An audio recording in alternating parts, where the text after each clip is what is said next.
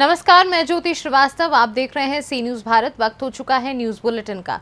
News bulletin में खबर पहली है महाराजगंज से, जहां पुलिस और एसएसबी ने भारी मात्रा में नशीली दवाओं के साथ 2 आरोपियों को किया गिरफ्तार।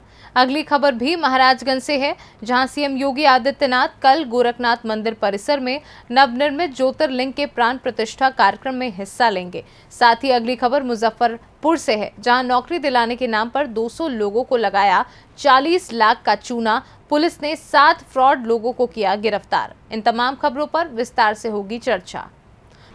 महाराजगंज जनपद के कोल्ही थाना क्षेत्र के भारत नेपाल सीमा पर स्थित राज मंदिर के पास सहायक कमांडेंट सुबीर घोष व थाना अध्यक्ष महेंद्र यादव व पुलिस और एसएसबी की संयुक्त टीम द्वारा चेकिंग के दौरान एक बाइक पर 2 लोगों को रोका गया, जिसमें उनके पास से 1200 प्रॉक्सपॉस कैप्सूल प्रतिबंधित दवा बरामद की गई, जिसमें 2 अभियुक्तों को मौके पर पुलिस ने गिरफ्तार कर लिया है। इस संबंध में पुलिस क्षेत्राधिकारी अनिरुद्ध कुमार ने बताया कि 2 अभियुक्तों के पास से चेकिंग के दौरान प्रतिबंधित दवा बरामद की गई है। दोनों को हिरासत में लेकर एनडीपीएस के तहत मुकदमा पंजीकृत करके आगे की कार्यवाही की जा रही है।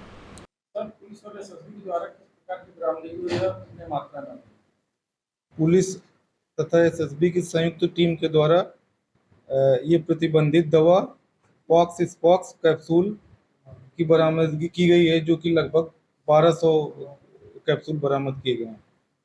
सर, इनके ऊपर क्या कार्रवाई की जा रही है? सर, 2 अभियुक्त गिरफ्तार हुए हैं, एक अखिलेश साहनी और दूसरे अरविंद जायसवाल। तो इनको एनडीपीएस एक्ट के तहत मुकदमा पंजीकृत करके आवश्यक विधिक कार्रवाई की जाएगी। महाराजगंज से सी न्यूज संवाददाता अंगद शर्मा के साथ रोहित कन्नौजिया की रिपोर्ट। मुख्यमंत्री योगी आदित्यनाथ 22 मई को महाराजगंज जनपद स्थित चौक बाजार के दौरे पर पहुंचेंगे। इस दौरान मुख्यमंत्री चौक बाजार स्थित गोरखनाथ मंदिर परिसर में नवनिर्मित मंदिर में ज्योतिर्लिंग प्राण प्रतिष्ठा कार्यक्रम में हिस्सा लेंगे। इसके साथ ही सोह गिबरवा जंगल के किनारे मौजूद सोनारी माता के मंदिर में दर्शन पूजन करेंगे। इस दौरान सीएम गोरखनाथ मंदिर से जुड़े छावनी का भी निरीक्षण करेंगे। मुख्यमंत्री का कार्यक्रम लगभग 3 घंटे का है, जिसको लेकर प्रशासन ने सभी तैयारियां पूरी कर ली हैं। वहीं सुरक्षा के व्यापक इंतजाम किए गए हैं। सीएम के आगमन को लेकर जगह जगह बैरिकेडिंग की जा रही है। साथ ही कार्यक्रम स्थलों को रंग रोगन के साथ ही लाइटों से सजाया जा रहा है। सीएम के आगमन को लेकर स्थानीय लोगों में भी भारी उत्साह दिखाई दे रहा है। माना जा रहा है कि इस पूरे क्षेत्र के लिए मुख्यमंत्री कई योजनाओं की घोषणा भी कर सकते हैं। कार्यक्रमों की तैयारियों में जुटे अधिकारियों का कहना है कि सीएम की सुरक्षा के व्यापक इंतजाम किए गए हैं। 22 तारीख को 11 बजे से 2 बजे तक माननीय मुख्यमंत्री जी हमारे यहाँ नगर पंचायत चौक में रहेंगे। चौक में जो मुख्य कार्यक्रम है माननीय मुख्यमंत्री जी का, वो ये है कि हाँ गोरखनाथ मंदिर में प्राण प्रतिष्ठा करेंगे। उसके अलावा उसके अतिरिक्त वहाँ पे एक शिव मंदिर बना हुआ है, उसमें भी प्राण प्रतिष्ठा करेंगे। उसके बाद सोनारी मंदिर जाएंगे और साथ में ही यहाँ जो मठ है, छावनी जिसे कहते हैं, वहाँ जाना है। बेसिकली प्राण प्रतिष्ठा के बाद यहाँ कथा भी करेंगे माननीय मुख्यमंत्री जी, और उसी की तैयारियाँ सभी चल रही हैं, जो हमारी एक फिनिशिंग एंड पे हैं। और आज रात तक सारी तैयारियाँ हम लोग पूरा कर लेंगे। जैसा कि अभी हमारे पास 24 घंटे से अधिक का समय है, इसी में हम लोग तैयारी पूरी कर लेंगे। सुरक्षा के लिए त्रिस्तरीय तैयारियां की गई हैं। सभी जितने भी स्थलों पे विजिट हो रही है माननीय मुख्यमंत्री जी की, वहां पर सीओ और एसडीएम लगाए जा रहे हैं। उनके साथ साथ एक तहसीलदार और विभागीय अधिकारी भी लगाए जा रहे हैं। उसके अलावा जो आउटर गार्डन है, वहीं पर जो फ्रिसिंग की जाएगी, तभी उसके बाद अंदर आने दिया जाएगा। चूँकि सीमित लोगों को शामिल करने का कार्यक्रम है, तो सीमित लोगों को ही यहाँ पर प्रवेश दिया जाएगा। महाराजगंज से सी न्यूज संवाददाता अंगद शर्मा की रिपोर्ट। व्हाट्सएप के जरिए पार्ट टाइम जॉब ऑफर करने वाले फ्रॉड आजकल तेजी से बढ़ रहे हैं। ऐसे कई मामले सामने आ चुके हैं। लोगों से लाखों रुपए की ठगी की जा चुकी है। वहीं रक्सौल के बाद मुजफ्फरपुर में भी बड़े फ्रॉड का भांडाफोड़ हुआ है, जहां जॉब दिलाने के नाम पर बड़े पैमाने पर फ्रॉड किया गया है। फ्रॉड का शिकार तकरीबन 200 लोग हो चुके हैं। मामला मुजफ्फरपुर जिले के अहियापुर थाना क्षेत्र के बखरी का बताया जा रहा है। इस मामले को लेकर 7 लोगों को पुलिस ने गिरफ्तार कर लिया है और कईयों की गिरफ्तारी के लिए पुलिस छापेमारी कर रही है। वहीं बताया जा रहा है कि अहियापुर के बखरी के समीप पार्ट टाइम जॉब को लेकर एक कैंप चलाया जा रहा था, जहां व्हाट्सएप और फेसबुक के जरिए बहला फुसलाकर युवक और युवती को लाया जाता था। 15 दिन प्रशिक्षण के नाम पर घर से पूरी गारंटी के साथ प्रशिक्षण लेने वाले युवक युवती से 20,000 घर से मंगवाए जाते थे। बाद में पैसे वापस नहीं होने पर विरोध करने पर उसकी पिटाई की जाती थी। वापस करने पर विरोध करने पर उसकी पिटाई भी की जाती थी। वहीं इस मामले पर टाउन डीएसपी राघव दयाल का कहना है कि अहियापुर थाना क्षेत्र के बकरी के समीप युवक और युवती को बहला फुसलाकर पार्ट टाइम जॉब देने का प्रशिक्षण दिया जा रहा था। उसके बाद में 20,000 भी लिए जा रहे थे। पैसे वापस मांगने पर उसके साथ मारपीट की जा रही थी, जिसकी शिकायत यूपी के महाराजगंज के युवक ने की है। मामला एक आया था प्लॉटिंग वाला सर, क्या है पूरा मामला? तो अहियापुर थाना से मामला प्रतिवेदित हुआ है, जिसमें बकरी चौक पर DBR यूनिक कंपनी करके एक संस्था खोले हुए था। इसका मुख्य संचालक मनीष कुमार हैं। इस संस्था में ये बच्चों को बहला कर लाते थे कि मैं तुम्हें अच्छा पैसा का जॉब दिलवाऊंगा, और उस नाम पर 15 दिन का प्रशिक्षण का उन लोग सेशन चलाते थे, और उसी सेशन के क्रम में उन लोगों को मोटिवेट करके प्रत्येक बच्चा पर 20,000 रुपये मंगवा लेना उन लोगों का काम था। और जब उन लोग पैसा ले लेते थे, उसके बाद उन लोगों को कंपेल करते थे कि तुम और इस तरह का 2 बच्चा को ला के दो ट्रेनिंग के लिए, और तब मैं तुम लोग को फिर आगे के जॉब दूंगा।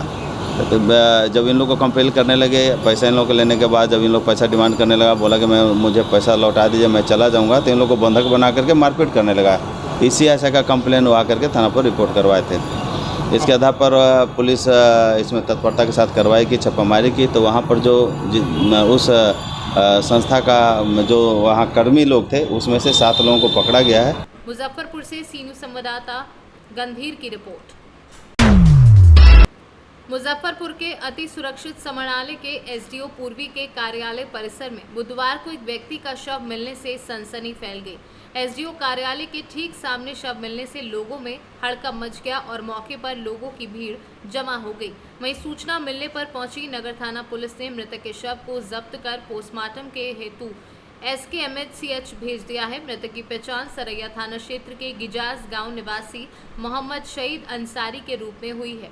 मृतक की पत्नी शकीला खातून का कहना है कि 2 फरवरी से वह अपने पति और बच्चे के साथ घर छोड़कर सड़क पर रहने को मजबूर है। शकीला खातून का आरोप है कि मोहम्मद शहीद अंसारी के भाइयों के द्वारा जमीनी विवाद में उन्हें घर से निकाल दिया गया और जमीन लिखवाने के नाम पर उसके पति की पीट कर हत्या कर दी गई। वहीं शव मिलने की सूचना पर पहुंचे डीएसपी टाउन राघव दयाल का कहना है कि पोस्टमार्टम के बाद ही मौत कैसे हुई ये क्लियर हो पाएगा। फिलहाल शव को पोस्टमार्टम के लिए भेज दिया गया है। वहीं परिजनों द्वारा हत्या के आरोप को उन्होंने सिरे से खारिज करते हुए कहा कि लोगों को इनके घर में पुलिस की मदद से रखवा दिया गया है। क्या कारण था जो ये लोग फिर से घर छोड़कर इधर उधर रह रहे थे? फिलहाल मौत कैसे हुई ये तो पोस्टमार्टम के बाद ही क्लियर हो पाएगा। मोहम्मद शहीद अंसारी अपने पति पत्नी और बच्चों के साथ इधर ही फुटपाथ पर रहते थे। आज उनका डेड बॉडी यहाँ पर अनुमंडल कार्यालय के अंदर में मिला है, तो उनको पोस्टमार्टम के लिए डेड बॉडी को नगर थाना के द्वारा भेजा गया है। देखो, बुजुर्ग आदमी थे और बीमार भी रहते थे, और जैसा कि उनके परिजनों द्वारा बताया जा रहा है, तो प्रथम दृष्टया तो लग रहा है कि बीमारी के कारण ही मृत्यु हुई है उनका, और पोस्टमार्टम से क्लियर हो जाएगा बात। उनके परिजन लोग भी साथ में पोस्टमार्टम में गए हुए हैं। ब्लड स्पॉट वगैरह भी वहाँ पे हाँ, तो मृत्यु के बाद ब्लड निकला होगा। धूप है, कड़ा धूप है। परिजनों के द्वारा जमीनी विवाद में हत्या बताई गई, यही सब एकदम साफ गलत बात है। जो भी होगा पोस्टमार्टम के बाद ही पता चलेगा। यहाँ पे 2 फरवरी से रह रहे हैं, और 2 फरवरी से रह रहे हैं। डेली यहाँ पे पहुँचता था, डेली भीतरिया मार मारता था, गंदा गंदा गाड़ी देता था, यहाँ तक कि मेरे साथ गलत घटना भी किया दवाई छींटकर। कौन किया? गलत घटना इसमें के गार्ड मोमिन किया है। हमारा देवर है, भैंसुर है, जाओ तैसा बारी बारी से बेहोश कर देता था, ऐसा घटना करता था। मेरा गोतनी करवाती थी। अब बेरहमी से आदमी को मारा पीटा, इस सब पर मारा पीटा। रात मारा है, 11 बजे रात को मारा, 9 बजे फिर उस जगह पे मारा था, फिर 1 बजे मारा है, 3 बजे मारा है। ऐसा किया अंतिम में कि पटक पटक के मारा, ऐसा फूटा हुआ है। जी मार कर मुआया गया। जी क्या नाम था? मोहम्मद शहीद अंसारी, जिला मुजफ्फरपुर, थाना सरैया, गिजास गांव में। शकीला खातून मेरा। मुजफ्फरपुर से सीनू संवाददाता गंभीर झा की रिपोर्ट। शाहजहांपुर में जमीनी विवाद में दबंगों ने झोपड़ी में आग लगाई। आग से लाखों का सामान जलकर खाक हो गया। कई गाड़ियों में बैठकर जमीन पर कब्जा करने आए थे दबंग। पुलिस ने 8 लोगों के खिलाफ केस दर्ज किया है। थाना अल्लाहगंज के लक्ष्मणपुर गांव का मामला बताया जा रहा है। वहीं दबंग आरोपी मौके से फरार हो गए हैं। शाहजहांपुर से सीनू संवाददाता राजू यादव की रिपोर्ट। खबर रतलाम से है, जहां पिपलौदा नगर परिषद हमेशा सुर्खियों में बना रहता है। बता दें कि नगर परिषद द्वारा वर्ष 2018 में रमीज खां को प्रधानमंत्री आवास बनाने की परमिशन देकर पहली किश्त जारी की गई थी, जिस पर मकान बनाने का काम शुरू किया गया। जैसे ही काम शुरू हुआ वैसे ही नगर परिषद के जिम्मेदारों के द्वारा नोटिस देकर काम को रुकवा दिया गया, जहां 6 साल बीत जाने के बाद भी आज तक प्रधानमंत्री आवास नहीं बना। वहीं 6 साल के बाद एक बार दोबारा नगर परिषद द्वारा नोटिस जारी किया गया, जिसमें उल्लेख किया कि वर्तमान में प्रधानमंत्री आवास योजना के अंतर्गत लाभ प्राप्त किया है और निर्माण कार्य किया जा रहा है, जिसको तत्काल प्रभाव से रोका जाए। वहीं नगर परिषद द्वारा हर बार नेताओं और दबंगों के इशारों पर नागरिकों को जबरन परेशान किया जा रहा है, जिसको लेकर फरियादी ने नगर परिषद के खिलाफ प्रशासन को शिकायत की है। जिसके बाद सीएमओ अनवर गौरी ने बताया कि निर्धारित स्थान पर मकान न बनाने के कारण उक्त काम रोककर निर्धारित स्थान पर मकान बनाने के लिए नोटिस दिए गए हैं। मामला था आपका पूरा? ये मामला था कि वर्ष 2018 में मेरे पिताजी रमीज खान के नाम से मुझे प्रधानमंत्री आवास योजना स्वीकृत हुआ था मकान पे, और उसी के अंतर्गत हम मकान निर्माण का कार्य कर रहे थे। और मकान निर्माण का जब कार्य किया जा रहा था तो हमें 2 किस्त प्राप्त भी हो गई थी, और 2 किस्त प्राप्त होने के बाद भी मतलब निर्माण कार्य चल ही रहा था, परंतु नगर परिषद के द्वारा सूचना पत्र जारी करके काम को रुकवाया गया और उसके अवहेलना न करते हुए हमारे द्वारा कार्य को रोक दिया गया था। और जब हमारे द्वारा कार्य को रोक दिया गया था तो नगर परिषद द्वारा फिर सूचना पत्र जारी किया गया और उसमें ये कहा गया कि 7 दिवस के अंदर आप शीघ्र अतिशीघ्र कार्य करें, छत भर के हमको दें। मतलब तो 7 दिन के अंदर छत तो भरती नहीं है। और फिर भी हमने जो बाकी कार्य था हमने स्टार्ट किया, और जब वैसे शुरुआत की कार्य करने की तो नगर परिषद द्वारा फिर लेटर दिया गया कि कार्य को शीघ्र अतिशीघ्र लौटा जाए, मतलब बंद किया जाए। तो हमारे द्वारा कार्य को फिर से बंद कर दिया गया और आज दिनांक 17/5 को वापस एक सूचना पत्र नगर परिषद के द्वारा दिया गया है, जिसमें उसमें यह उल्लेख किया गया कि आपके द्वारा वर्तमान में प्रधानमंत्री आवास योजना का कार्य किया जा रहा है। रतलाम से सीनू संवाददाता अर्जुन कुमार की रिपोर्ट।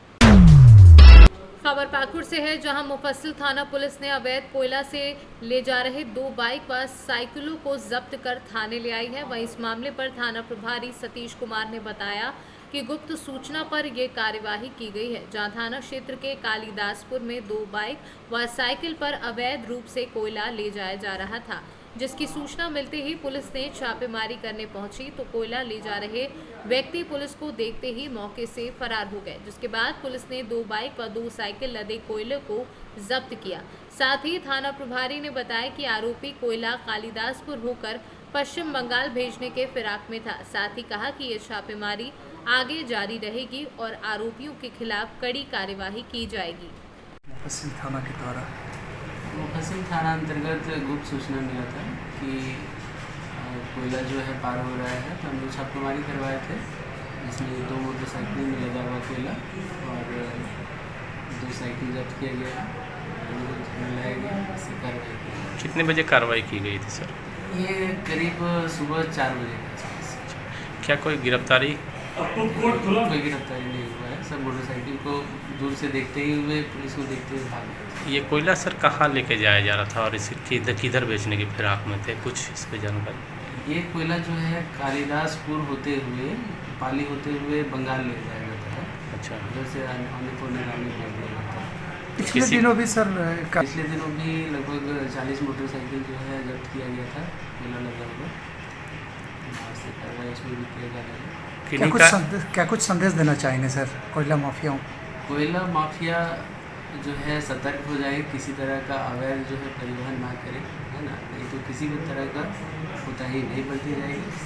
सब पे जो है उससे कार्रवाई की जाएगी। तो किसी का नाम नहीं पता चला है, नाम पता चलने पर किसी। पाकुड़ से सीनू संवाददाता अभिषेक तिवारी की रिपोर्ट।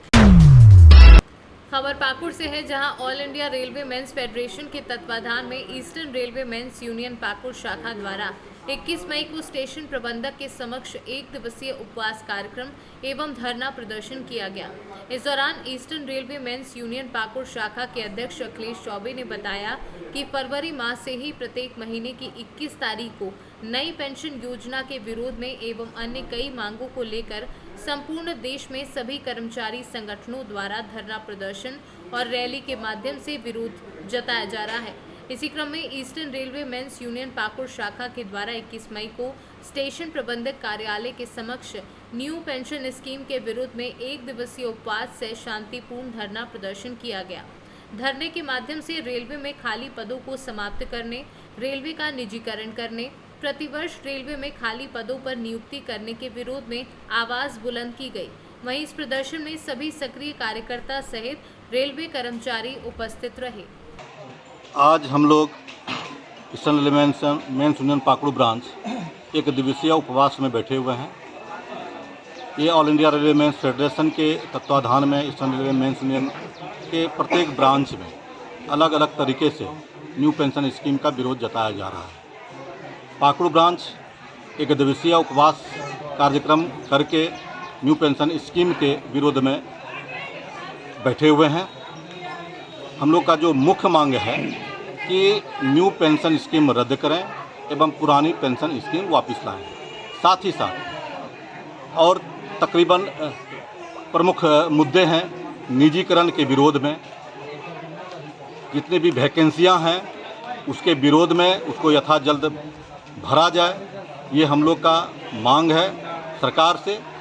सरकार अगर इसी तरह से सरकारी कर्मचारियों के विरोध में कार्य करती रहेगी और केवल एसी में बैठकर जितना भी नेता गण हैं या जितने भी बड़े व्यवसायी गण हैं उनको लाभ पहुंचाने के कार्य करते रहेंगे और सरकारी कर्मचारियों का दमन करते रहेंगे, तो अंत में हम लोग सरकार के विरोध में चक्का जाम करने तक हम लोग जा सकते हैं। इसका अल्टीमेटम भी all India railway men's federation ने सरकार को दे दिया गया। पाकुड़ से सीनू संवाददाता अभिषेक तिवारी की रिपोर्ट।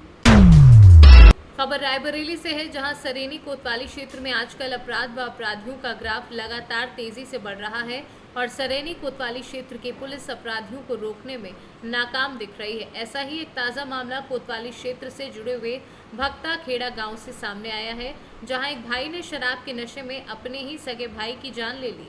मृतक देशराज की पत्नी अनुसुईया ने बताया कि वह बीती रात अपने घर पर ही थी कि तभी अचानक से कल्लू, हरिश्चंद्र, दुर्गा देवी, रानी लक्ष्मी तथा हरिश्चंद्र ये सभी लोग शराब पीकर गाली गलौज कर रहे थे। तब मेरे पति देशराज ने इसका विरोध किया तो इन लोगों ने मेरे पति को पकड़कर जबरन डंडे व कुल्हाड़ी से उसकी पिटाई कर दी। साथ ही भाई व उसके घर वाले भी मारपीट करने लगे, जिससे देशराज की मौके पर ही मौत हो गई। वहीं मौके पर पहुंची सरेनी पुलिस ने शव को कब्जे में लेकर पोस्टमार्टम के लिए भेज दिया है। क्या नाम है आपका? अनुसुईया। अच्छा, आप निवासी कहाँ के हैं? भक्ता खेड़े के रहने वाले हैं। अच्छा, थाना क्षेत्र कौन सा है? सरेनी। अच्छा, क्या मामला हुआ है यहाँ पे? यहाँ पे मामला हुआ है, जबरदस्ती उठा करके मारा है, दो कल्लू ने मारा है और कल्लू पत्नी थी हरिराम और हरिश्चंद्र, दुर्गा देवी हैं, ये सब लोग मारा है। जब हमने बचाया तो हमारे भी मार दिया। उसके बाद उसको उधर मारा, फिर इधर मारा, मार के सब भाग गए। किस चीज से मारा?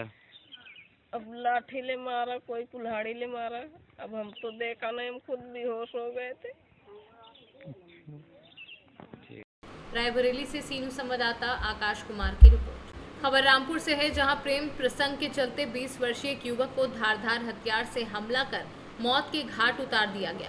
दरअसल थाना कैमरी क्षेत्र के जिवाई जदीद गांव निवासी यश कुमार का गांव की ही एक युवती से प्रेम प्रसंग था, जिसको लेकर युवती के परिजन इस प्रेम प्रसंग के खिलाफ थे और युवती की शादी 2 साल पहले कहीं और कर दी थी। लेकिन शादी के बाद भी मृतक युवक यश कुमार युवती के पीछे पड़ा था। इसी को लेकर बीते दिन युवक युवती के घर पहुंचा, जहां पर युवती के पिता जगवीर सिंह और उसके बेटों ने मिलकर युवक पर हमला कर दिया और युवक यश कुमार को धारदार हथियार से और लोहे की रॉड से मारकर मौत के घाट उतार दिया। वहीं सूचना मिलते ही पुलिस अधीक्षक अशोक कुमार शुक्ला और सीओ मिलक रवि खोकर घटनास्थल पहुंचे, जहां उन्होंने घटनास्थल का निरीक्षण किया और गांव के लोगों से इस घटना के बारे में पूछताछ की। बहरहाल इस मामले में थाना कैमरी पुलिस ने युवक की हत्या में प्रेमिका और उसके पिता और भाइयों के खिलाफ नामजद एफआईआर दर्ज कर जांच में जुट गई है। आज शाम तकरीबन 6 बजे थाने पर सूचना आती है कि ग्राम जिवाई जदीद पड़ता है थाना कैमरी में। इसमें एक लड़का यश कुमार सिंह पुत्र मुकेश कुमार, उम्र तकरीबन उसकी 20 साल है, बताया गया कि उसको उसी के गांव के पड़ोसी के लड़कों द्वारा और आदमी जगवीर सिंह द्वारा उस पर अटैक करके उसको वहाँ पे मार दिया गया। तो मारने की वजह क्या है? मारने की वजह अभी क्लियर नहीं है, लेकिन उसमें ये बता रहे हैं कि इन दोनों का पहले से कुछ दोनों परिवारों में मतभेद थे किसी चीज़ को लेकर, तो वो भी विवेचना का विषय है, वो धीरे धीरे चीज़ सामने निकल के आएगी। सर कुछ सुनने में आया कि प्रेम प्रसंग का मामला है। उनकी लड़की थी जगवीर सिंह की, लेकिन उसकी 2-2.25 साल पहले शादी हो चुकी थी, लेकिन संभव है कि अभी भी कुछ मृतक के साथ बात हो, किसी तरह की कोई पुरानी कसक बाकी हो, तो उस वजह से लेके हो सकता है कि उसके ऊपर अटैक किया गया। सर हत्या कैसे की गई? हत्या बता रहे हैं कि तलवार से उसके ऊपर वार किया गया है, और मौके पर देखने वालों ने ये भी बताया कि रॉड भी थी, तो उससे उसके ऊपर वार हुआ है। सर मामला दर्ज हो गया? अभियोग पंजीकृत किया जा चुका है 67/2023 अंतर्गत धारा 147, 148, 149, 302 सह पठित धारा 34 IPC। कितने लोगों के खिलाफ? मुकदमा 6 लोगों के खिलाफ पंजीकृत हुआ है। रामपुर से सी न्यूज़ संवाददाता साजिद खान की रिपोर्ट। फिलहाल इस बुलेटिन में बस इतना ही। देश दुनिया की बाकी खबरों को जानने के लिए आप देखते रहिए सी न्यूज़ भारत।